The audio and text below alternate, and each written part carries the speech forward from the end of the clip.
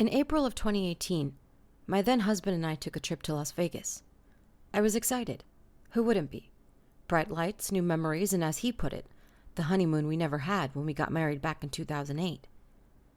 But my excitement was short-lived. Turns out, our honeymoon getaway coincided with a 3-day Twitch gaming convention. While I do enjoy gaming, that wasn't exactly the romantic escape I had imagined. We landed on a Friday morning and went straight to the first event since check-in at the Flamingo Hotel wasn't until later that afternoon. The event ended and we finally checked in. The hotel was stunning. Pink neon nostalgia wrapped in vintage glam. I wish I could remember our exact floor or room number, but what came next made sure I'd never forget that stay.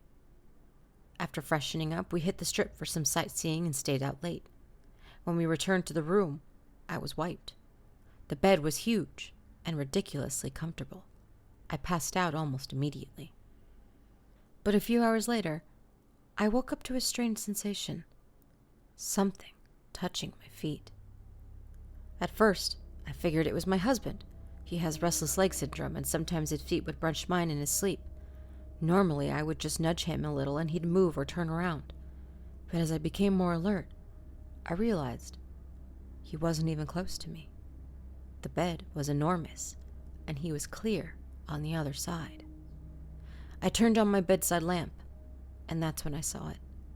A shape under the covers, at the foot of the bed. I froze. Again, I felt it, a touch.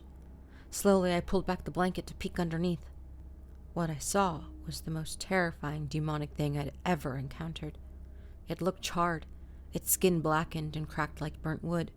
Its eyes glowed a sick, unnatural yellow, and its smile, that smile, was twisted and full of jagged razor-sharp teeth. We locked eyes. It smiled wider. Then, in a flash, it lunged at me. I screamed and kicked wildly, scrambling back so fast I slammed my spine into the headboard. My heart was racing. I wrapped my arms around my legs, trembling and silently crying, too stunned to wake my husband, who was somehow still asleep. I looked back at the foot of the bed. The lump was gone. I checked under the blanket again.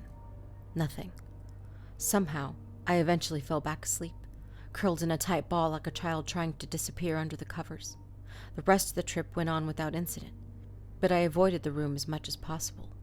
We stayed out late in the casinos, drinking in the crowds and the chaos. Now, I understand why they call it the city that never sleeps.